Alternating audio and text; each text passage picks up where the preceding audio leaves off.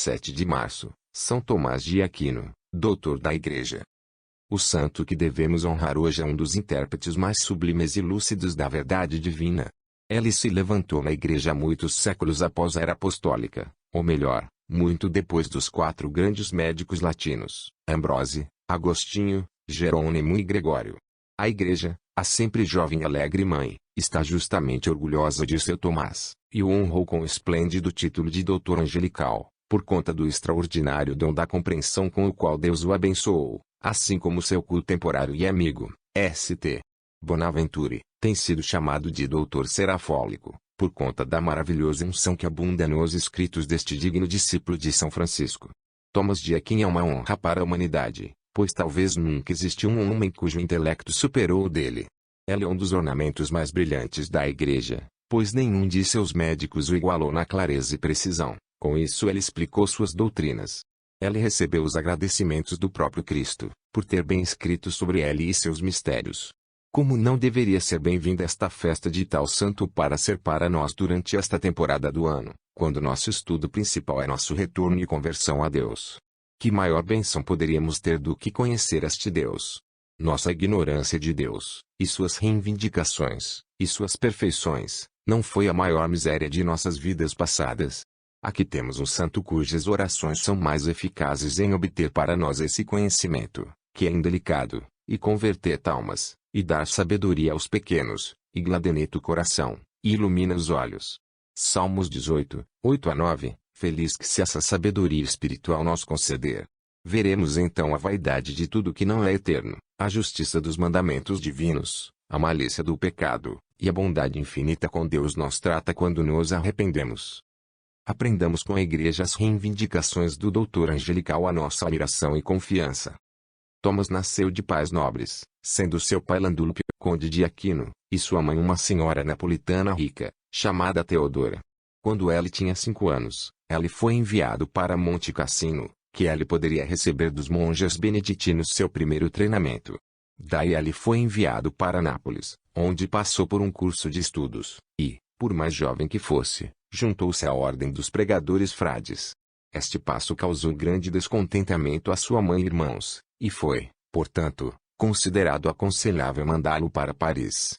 Ele foi enganado por seus irmãos, que o tomaram, e o aprisionaram no castelo de São João. Depois de ter feito várias tentativas mal-sucedidas de induzi-lo a abandonar a vida santa que ele havia escolhido, eles atacaram sua pureza, enviando-lhe uma mulher má, mas ela o expulsou de seu quarto com uma marca de fogo. O jovem santo então se jogou de joelhos diante de um crucifixo. Tendo rezado algum tempo, ela adormeceu. Pareceu-lhe que 2 anjos se aproximaram dele, e firmemente cintados seus lombos. Daquele tempo em diante, ela nunca sofreu o menor sentimento contra a pureza. Suas irmãs, também, tinha vindo para o castelo, e tentou fazê-lo mudar de ideia, mas ele, pelo contrário, convenceu-os a desprezar o mundo, e dedicar-se ao exercício de uma vida santa. Foi inventado que ele deveria escapar por uma janela do castelo, e voltar para Nápoles. Ele foi levado por João Teutônico, o general da Ordem Dominicana, primeiro para Roma, e depois para Paris, na qual foi ensinado filosofia e teologia por Alberto, o Grande. Aos 25 anos, recebeu o título de doutor, e explicou nas escolas públicas, e de uma forma que o tornou objeto de admiração universal, os escritos de filósofos e teólogos. Ele sempre se aplicava à oração, antes de ler ou escrever qualquer coisa. Quando ele se encontrou com qualquer passagem difícil nas escrituras sagradas, ele jejuou e orou. Ele costumava dizer ao seu companheiro, irmão Reginaldi, que se ele soubesse de alguma coisa, era mais um presente de Deus, do que fruto de seu próprio estudo e trabalho. Um dia, quando em Nápoles, enquanto rezava, com mais do que seu fervor habitual, diante de um crucifixo, ele ouviu estas palavras: Bem, tu escreveu de mim, Tomás. Que recompensa tu quer que eu te dê? Ele respondeu: Ninguém mais, Senhor, mas a si mesmo. Não havia um livro que ele não tinha lido com mais cuidado. Seu livro espiritual favorito eram as Conferências dos Pais. Ele foi muito zeloso em pregar a palavra de Deus. Em uma ocasião, durante a semana de Páscoa, enquanto pregava na igreja de São Pedro, uma mulher tocou a baia de seu hábito, e foi curada de uma questão de sangue. Seus escritos são tão extraordinários, não apenas por seu número e sua variedade, mas também por sua clareza nos pontos difíceis explicativos da doutrina, que ele recebeu o título de doutor angelical. Ele foi convidado para Roma pelo Papa Urbano IV, mas nada poderia induzi-lo a aceitar as honras que lhe foram oferecidas. Ele recusou o arcebispado de Nápoles, que o Papa Clemente IV implorou-lhe para aceitar. Ele foi enviado por Gregório X para o Conselho de Lyons, mas tendo chegado até Fossa Nova, ele adoeceu, e foi recebido como convidado no mosteiro daquele lugar, e escreveu um comentário sobre o Canticle de Canticles. Lá ele morreu, no 50º ano de sua idade, no ano de Nosso Senhor 1274, no nones of March, 7 de março. Sua santidade foi manifestada por milagres, antes e depois de sua morte. Foi canonizado por João 22, no ano de 1323. Seu corpo foi traduzido para Toulouse, durante o pontificado de Urban V. A ordem dominicana, da qual São Tomás é um dos maiores ornamentos, inseriu os 3 hinos seguintes em sua liturgia de sua festa. Hino. Que a montagem dos fiéis exulte na alegria espiritual, e louve a Deus, que fez um novo sol para brilhar em nosso mundo, e dispersar as nuvens de erro. Foi na noite do mundo que Thomas lançou seus tesouros da luz celestial. O seu enriqueceu com dons de virtude e sabedoria. A partir desta fonte de luz temos derivado um conhecimento mais brilhante da palavra, a compreensão das escrituras divinas, e as regras da verdade. Os raios efulgentes de sua sabedoria, a luz de sua vida impecável, e o esplendor de seus milagres, encheram o universo de alegria. Louvado seja, então, para o Pai, para o Filho, e para o Espírito Santo. E que nosso Deus, pela intercessão e méritos de seu Santo, nos admita no coro dos abençoados no céu. Amém. Hino. Nobre por nascimento e paternidade, Thomas, enquanto estava na flor da juventude, abraçou a ordem dos pregadores. Como a estrela de Morn, brilhantemente ele brilha entre os luminares da terra, e, mais do que qualquer doutor da Igreja, refuta as doutrinas dos gentios. Ela explora a profundidade dos mistérios, e traz à tona as joias ocultas da verdade, pois ela nos ensina o que a mente do homem nunca mais tinha entendido. Deus o dá à Igreja como fonte de sabedoria, como aquele rio de 4 ramos do paraíso. Ele o fez ser a espada de seu Gedeon, sua trombeta, seu vaso, sua tocha. Louvado seja, então, para o Pai, para o Filho, e para o Espírito Santo. E que nosso Deus, pela intercessão e méritos de seu Santo, nos admita no coro dos abençoados no céu. Amém. Hino. Querida Igreja, nossa Mãe. Pelos méritos dele que é a palavra da vida, ela está agora em alegria sem fim. Foi em Fossa Nova que o rico tesouro da graça foi recebido como convidado. Foi lá que ele recebeu de Cristo a herança da glória eterna.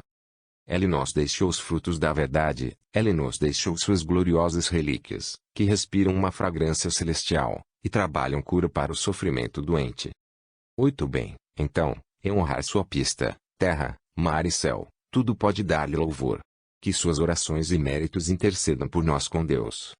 Louvado seja, então, para o Pai, para o Filho, e para o Espírito Santo. E que nosso Deus, pela intercessão e méritos de seu Santo, nos admita no coro dos abençoados no céu. Amém. Como devemos te louvar, o Santo Doutor. Como vamos te agradecer pelo que você nos ensinou. Os raios do sol divino da justiça brilhavam fortemente sobre você, e tu os refletiu sobre nós. Quando imaginamos a verdade, pensamos nessas palavras de nosso Senhor: bem-aventurados são os limpos do coração, pois verão Deus. Mateus 5:8. Tua vitória sobre a concupiscência da carne mereceu para ti as mais altas delícias espirituais, e nosso Redentor escolheu-te, por causa da pureza da tua alma angelical, para compor para sua igreja o escritório pelo qual ela deve celebrar o sacramento divino de seu amor. Aprender não prejudicou sua humildade. Oração foi sempre teu guia em tua busca após a verdade, e havia apenas uma recompensa, para a qual, depois de todos os teus trabalhos, tu era ambicioso: a posse de Deus.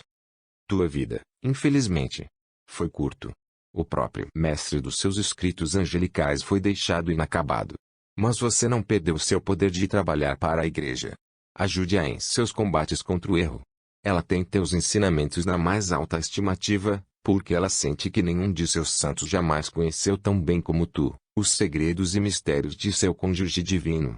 Agora, Talvez mais do que em qualquer outra era, as verdades estão deterioradas, elas são diminuídas entre os filhos dos homens. Salmos 11:2. Nos fortaleça em nossa fé, nos dê luz. Verifique a presunção daqueles filósofos superficiais autoconstituídos, que se atrevem a sentar-se em julgamento sobre as ações e decisões da Igreja, e forçar suas teorias desprezíveis sobre uma geração que é muito mal instruída para detectar suas falácias. A atmosfera ao nosso redor é sombria com a ignorância, princípios soltos, e verdades estragadas por compromisso covarde. São a moda de nossos tempos. Orar por nós, nos trazer de volta essa ousada e simples aceitação da verdade, que dá vida ao intelecto e alegria ao coração. Reze, também, pela grande ordem, que te ama tão devotamente, e honra-te como uma das mais ilustres de suas muitas crianças gloriosas. Desça sobre a família do teu patriarca São Domingos as bênçãos mais escolhidas, pois é uma das mais poderosas auxiliares da Igreja de Deus. Estamos na véspera da estação sagrada da Quaresma, estamos nos preparando para o grande trabalho de conversão séria de nossas vidas. Tuas orações devem ganhar para nós o conhecimento tanto do Deus que ofendemos por nossos pecados, quanto pelo estado miserável de uma alma que está em inimizade com seu Criador. Sabendo disso, odiaremos nossos pecados, desejaremos purificar nossas almas no sangue do Cordeiro impecável, vamos generosamente expiar nossas falhas por obras de penitência. Igual. Este texto é extraído de Liturgical IA, de autoria de Dom Prosper Guerra Níger.